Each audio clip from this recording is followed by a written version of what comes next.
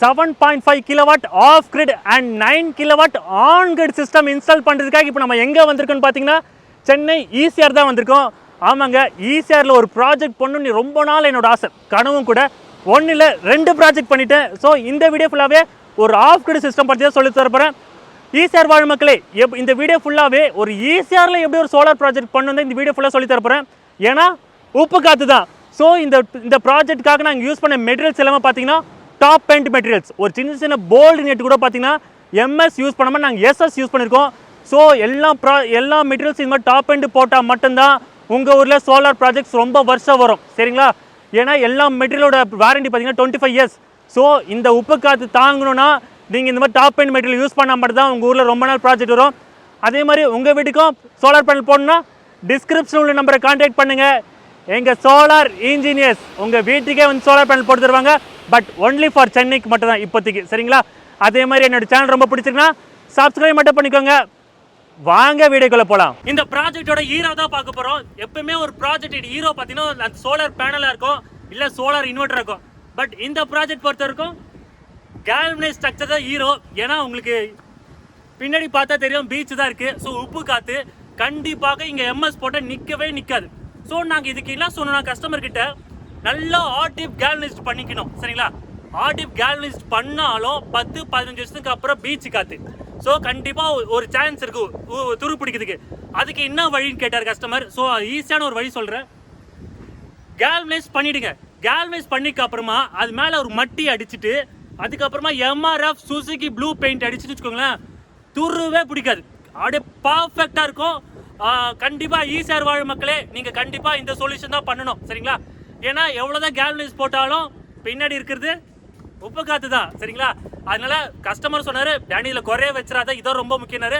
So இந்த project பொறுத்த வரைக்கும் இவர் தான் ஹீரோ. ரொம்ப பார்த்து பண்ணோம்.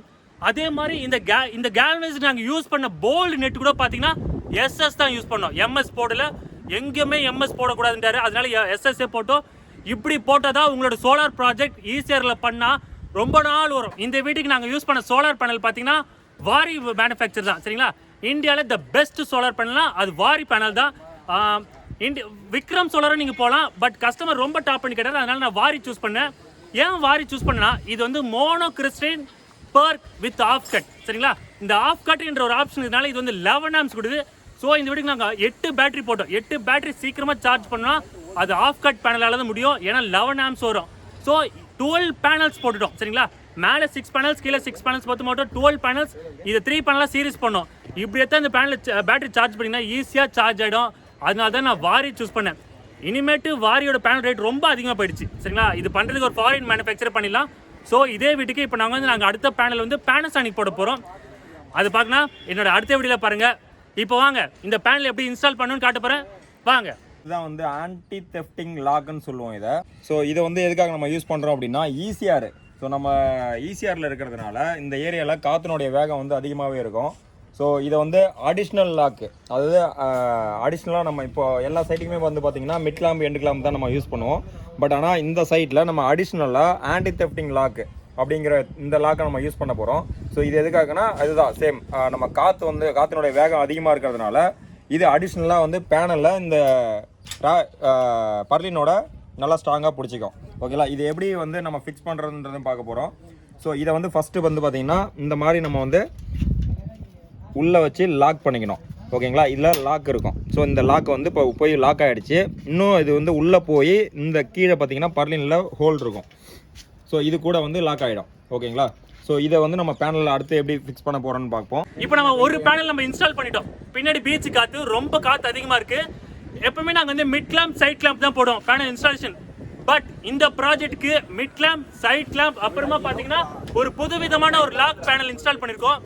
இப்போதைக்கு நாங்கள் அந்த லாக் மட்டும் தான் இன்ஸ்டால் பண்ணியிருக்கோம். அதுக்கே பேனலை வந்து அசைக்க முடியல. தள்ளுங்க பேனலை, நல்லா தள்ளுங்க.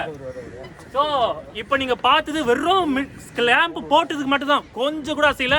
இதுக்கு இன்னும் ஆடட் ஃபியூச்சராக மிட் கிளாம்ப் சைட் கிளாம்ப் போட்டுனா வேற லெவல். எந்த வருதா வந்தாலும் சரி, புயல் எந்த புயல் வந்தாலும் பேனல் அப்படியே ஸ்ட்ராங்காக இருக்கும். சரிங்களா? இது ரொம்ப முக்கியமான பாயிண்ட். இந்த வீட்டுக்கு நம்ம வந்து 12 பேனல், அதாவது 5 கிலோவாட் நம்ம போட்டிருக்கோம். 7.5 kVA இன்வெர்டர் நம்ம யூஸ் பண்ணியிருக்கோம். ஸோ இது பார்த்தீங்கன்னாக்கா ஏசி சைடு ஓகேங்களா. இது வந்து இன்புட், நம்ம இன்வெர்டர் கொடுக்குற இன்புட் எம்சிபியை நம்ம யூஸ் பண்ணுறோம். இது வந்து மேக்ஸிமம் ஆம்ஸாக இருக்கணும் கம்பல்சரி. ஸோ இது வந்து பார்த்தீங்கன்னா நம்ம லைட் லோடுக்காக only light, fan, charging points இந்த மாதிரி அசசரிஸ் யூஸ் பண்ணுறதுக்காக நம்ம இதுலேருந்து அவுட்புட் எடுத்துப்போம். இது பார்த்தீங்கன்னாக்கா சோலார்லேருந்து வர ஏசி, அதாவது ஏர் கண்டிஷனிங் யூனிட், அந்த யூனிட்டை ரன் பண்ணுறதுக்காக டேரெக்டாக இதுலேருந்து அவுட்புட்டு போகும். ஸோ நம்மளோட சோலார் பவரை ஏசியாக கன்வெர்ட் பண்ணி இதில் ரெண்டுலேயும் கொடுத்துட்டோம் அப்படின்னா இந்த எம்சிபி வந்து லைட் லோடுக்கு போகும், இந்த எம்சிபி வந்து ஏசி லோடுக்கு போகும் ஓகேங்களா. இது வந்து பார்த்தீங்கன்னா டிசிடிபி. ஸோ இதில் இருந்து பார்த்தீங்கன்னா 3 in 1 அவுட்டு, அதாவது 3 ஃபேஸுங்க கனெக்ட் பண்ணி 3 நியூட்ரலையும் வந்து சீரியஸ் பண்ணிடுவாங்க. ஸோ இங்கே வந்து பேரல் பண்ணிடுவாங்க. ஸோ நமக்கு வந்து ஒரே ஒரு அவுட்புட்டாக கிடைக்கும் ஓகேங்களா. அதை கொண்டு வந்து நம்ம இன்வெர்ட்டரில் கனெக்ட் பண்ணிடுவோம். அடுத்து வந்து பார்த்தீங்கன்னா 8 பேட்டரி நம்ம இந்த வீட்டுக்கு நம்ம யூஸ் பண்ணியிருக்கோம். இப்போ இந்த ப்ராஜெக்டோட நெக்ஸ்ட் ஹீரோ தான் நம்ம பார்க்க போகிறோம். ஏன்னா இந்த டோட்டல் சோலார் பங்களாவையும் இவர் தான் மேனேஜ் பண்ணுறாரு. இந்த இன்வெர்டர் என்ன பேர்னா luminous 7.5 kilowatt of grid inverter with 96 volt. சரிங்களா. இந்த டோட்டல் சோலார் பங்களாக்கும் நாங்கள் ஏன் ஆஃப் கிரிட்ல 7.5 கிலோவாட் போட்டோம்னா, ஏன்னா இந்த சோலார் பங்களா வந்து நைட்டு ஃபுல்லாக ஜொலிக்கணும்னா கரண்ட் இல்லாமல் இந்த இன்வெர்டரால் மட்டும்தான் முடியும். ஏன்னா இந்த இன்வெர்ட்டரோட ஆம்ஸ் பார்த்தீங்கன்னா 26 ஆம்ஸ். ஸோ இந்த வீட்டில் இருக்கிற லிஃப்ட்டு தவிர மற்ற எல்லாமே நாங்கள் இதில் கனெக்ட் பண்ணிட்டோம். ஸோ கஸ்டமர் வந்து டாப் எண்ட் இன்வெர்ட்டர் கேட்டதுனால நாங்கள் லூமினஸில் கொடுத்துட்டோம். லூமினஸ்ன்றதுக்காக நான் இது பேசலை. இந்த லூமினஸ்ன்றது இது பாடி மட்டும் தான். இதுக்குள்ள இருக்கிற எல்லா பார்ட்ஸும் பார்த்தீங்கன்னா சிண்ட்ரிக் எலக்ட்ரிக் என்ற கம்பெனி இது. அது சர்வ சாதாரண கம்பெனியில் எலக்ட்ரிக்கல் கம்பெனிலேயே த பெஸ்ட் கம்பெனியாக சிண்ட்ரிக் எலக்ட்ரிக். அந்த கம்பெனியை டைப் பண்ணி உள்ள இருக்கிற பார்ட்ஸ்லாம் அவங்க கொடுத்தனால தான் நான் இந்த பிராண்ட் பெஸ்ட் பிராண்ட் சொல்றேன். அப்புறம் 96 வோல்ட்னு சொன்ன பார்த்தீங்களா, இந்த சோலார் பங்களாக்கு 8 பேட்டரி கனெக்ட் பண்ணிருக்கோம். ஏன்னா 96 வோல்ட், ஒரு பேட்டரி வந்து 12 வோல்ட். ஸோ 8 பேட்டரி மினிமம் நீங்கள் கனெக்ட் பண்ணால் மட்டும் தான் இந்த இன்வெர்டர் ஆன் ஆகும். ஸோ மார்னிங் ஃபுல்லாகவே சோலாரில் ஓடும். 6 மணிக்கு அதுக்கப்புறமா பார்த்தீங்கன்னா இந்த இன்வெர்டர் என்ன பார்த்தீங்கன்னா பேட்டரி மாற்றி கொடுத்துரும். ஸோ 8 பேட்டரியில் இந்த சோலார் பங்களா வந்து நைட்டில் ஜொலிக்கும். மறுபடியும் ஒரு வேளை ஃபுல் பேட்டரி டவுன் ஆயிடுச்சுன்னா இந்த இன்வெர்டர் ஆட்டோமேட்டிக்காக இபிக்கு மாற்றிடும். சரிங்களா. இப்போ வாங்க இந்த ரூமோட டெமோ காட்டுறேன். ஏன்னா இந்த பங்களா வந்து நாங்கள் வந்து அஸ்திரம் தோண்டும் போதே எனக்கு இந்த ப்ராஜெக்ட் கொடுத்துட்டார். ஸோ பேசிக்லேருந்து நாங்கள் ஸ்டார்ட் பண்ணோம். ஸோ ஒரு பக்கம் பில்டர் இந்த பில்டிங் கட்டினாரு, நாங்களும் ஒயரிங் பைப்பிங் பண்ணதுனால இதுக்குன்னு அழகாக ஒரு ரூமே கட்டி கொடுத்தாரு கஸ்டமர். அந்த ரூமில் எல்லா செட்டப்பும் நாங்கள் இந்த ரூமில் வச்சிட்டோம். இப்போ வாங்க இந்த ரூமை காட்டுறேன். இப்போ மேலே சோலார் உற்பத்தி ஆகி இந்த பைப் வழியாக வரும். வந்து ஃபஸ்ட்டு பார்த்தீங்கன்னு வச்சுக்கோங்களேன், டிசிடிபி பாக்ஸ் தான் வரும். இந்த பாக்ஸை பற்றி சொல்லிக்கிறேன். இதில் யூஸ் பண்ண மெட்டீரியல்லாம் பார்த்தீங்கன்னா நாங்கள் வந்து மெர்சன் தான் யூஸ் பண்ணியிருக்கோம். இது ரொம்ப நல்ல ஒரு பிராண்ட். ஸோ நீங்கள் சின்ன சின்ன விஷயத்துக்கு நல்ல பிராண்டடாக பார்த்துக்கோங்க. அதுக்கப்புறம் இந்த பாக்ஸ் இருக்குது பார்த்தீங்களா, இந்த பிராண்டு பார்த்தீங்கன்னா ஃபிப் பாக்ஸ்னு சொல்லுவாங்க. இது வந்து ஒரு ஃபாரின் மேனுஃபேக்சர். ஸோ கஸ்டமர் ஸ்டார்டிங்கே நல்ல டாப் பிராண்டு போடுறதுனால நாங்கள் இது கூட நாங்கள் ஃபிப் பாக்ஸ் வாங்கிட்டோம்.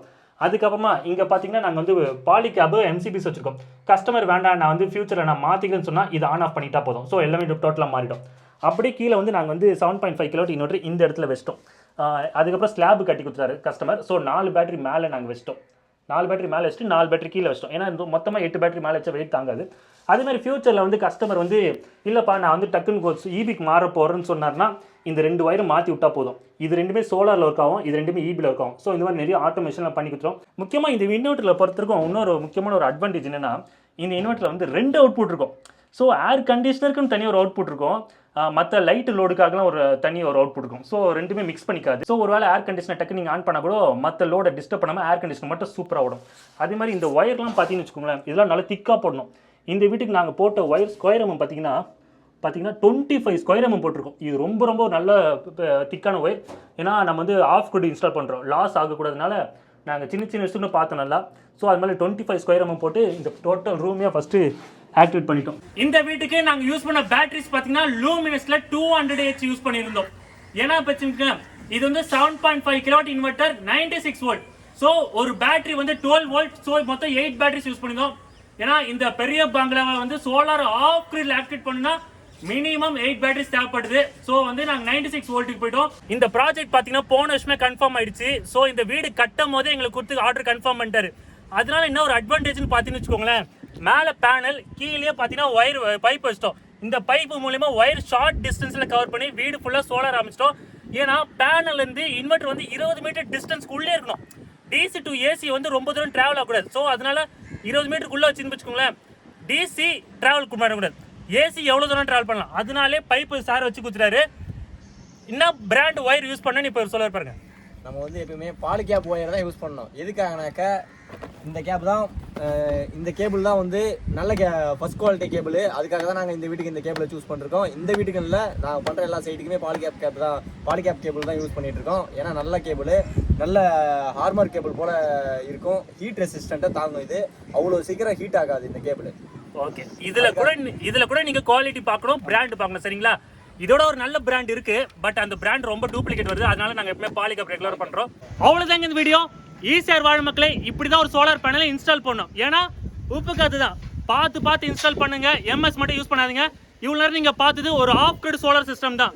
இது சும்மா ட்ரைலர் தான். மெயின் பிக்சர் இதுக்கு அப்புறம் தான் இருக்கு. இதே வீட்டுக்கு பிரம்மாண்டமாக ஒரு ஆன் கிரிட் பண்ணிருக்கோம். ஃபுல்லா foreign manufacture, Enphase inverter with Panasonic panel. அதை பார்க்கணும்னா சப்ஸ்கிரைப் மட்டும் பண்ணிக்கோங்க. உங்க வீட்டுக்கு இது மாதிரி சோலார் பேனல் அமைக்கணும்னா எங்க சோலார் இன்ஜினியர்ஸ் உங்க வீட்டுக்கு வந்து சோலார் பேனல் போட்டு தருவாங்க. இது சும்மா ட்ரெய்லர் தான். அடுத்த வீடியோ கண்டிப்பாக பாருங்க. அது ரொம்ப சூப்பராக போகுது. Meet you next video. Thank you, பாய்ங்க.